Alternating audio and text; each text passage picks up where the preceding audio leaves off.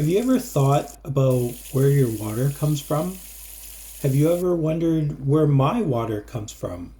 I live on an island that is miles away from any kind of civilization and surrounded by the saltwater ocean, yet I use water pretty much like everyone else.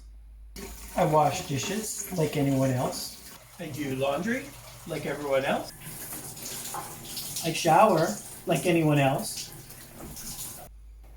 So if I'm using water like everyone else, then where exactly does all this water come from?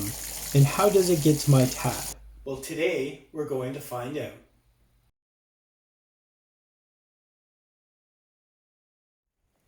So did you say, Rain, that my water comes from the rain? If you said rain, use the comment section below to tell me that you are correct and that my water comes from the rain. So if our water comes from the rain, does that mean we should stand outside in the rain with our pots trying to catch enough rain to make meals? Well, no, that would be silly. You may have noticed in all the images I've been sharing of our lighthouses, all the buildings have those bright red roofs. Those roofs are not just good looking for show. Oh no, they are also quite useful. You see, all the roofs are made of metal and have these channels in them that when they get rained on, all the rain flows controlled down from the roof and into the gutters. The water is then directed from each of these gutters into this big container. This container is a sand filter. The big box is filled with sand, the same kind of sand that you would find in a child sandbox, but this sand does not have any kitty surprises in it.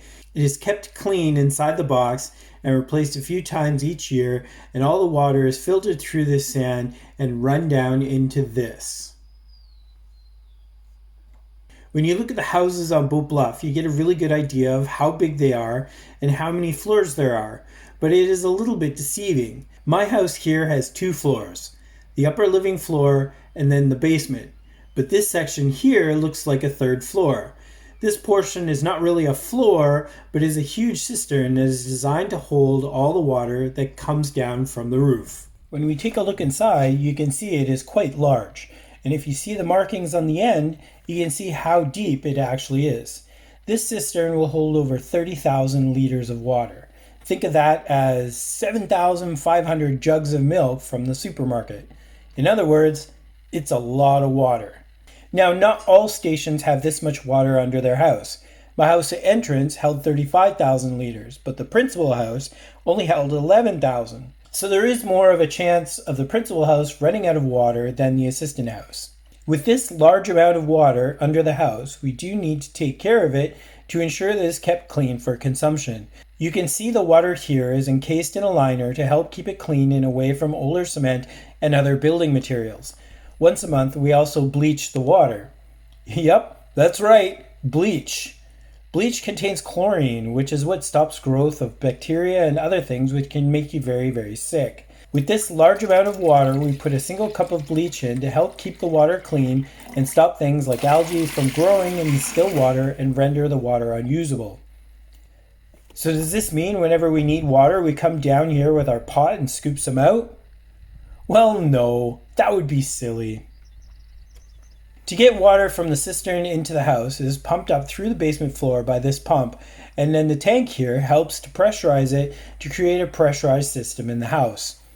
After the tank, it goes into a 5-micron filter where debris is filtered out, and then it passes through this UV filter to eliminate any bacteria or other microbes that may be lingering in the water from the cistern. Once it leaves the UV filter, it is then distributed throughout the house just like any modern day house that anyone may live in. We even have a big water heater, so those half-hour showers we like to take are nice and hot and super relaxing. So when using water, it's still a good idea to boil it before use, just to be on the very safe side. But in our kitchen, we have one more filter the water goes through so that we can get good, clean, fresh drinking water without having to boil it.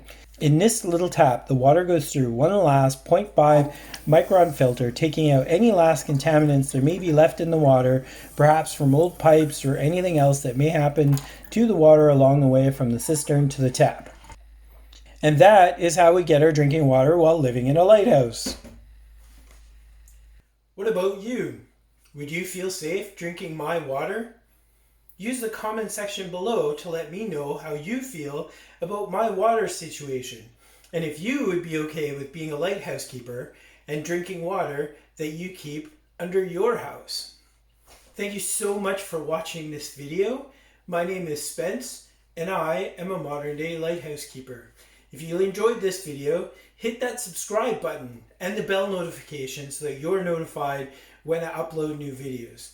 Thank you so much again for watching this video, and I'll see you next time.